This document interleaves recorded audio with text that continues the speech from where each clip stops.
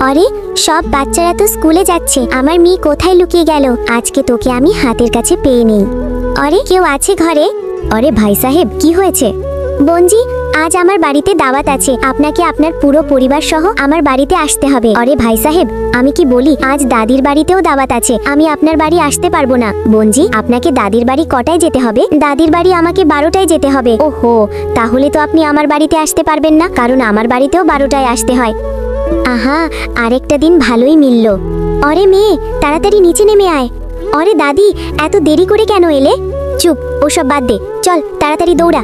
চল দাদি, দেখো বাইরের কেউ যেন ঘরে ঢুকতে না পারে, আমি সামনে থাকতে কেউ ঘরে ঢুকতে পারবে না। আরে আঙ্কিয়াজি, দাওয়াত কটা বাজে শুরু হবে? আরে তোমার মা তো বলেছিল তোমরা আসতে পারবে না। আরে মা বলেছিল, আমি কি বলেছিলাম নাকি? আচ্ছা ঠিক আছে, তুমি যাও, আপনি বাড়ি যান, আমি আপনাকে কার্ড দিইনি। আরে আমার সাথে দাদিও এসেছে, আমি একা যাব না, দাদি আমার সাথে যাবে।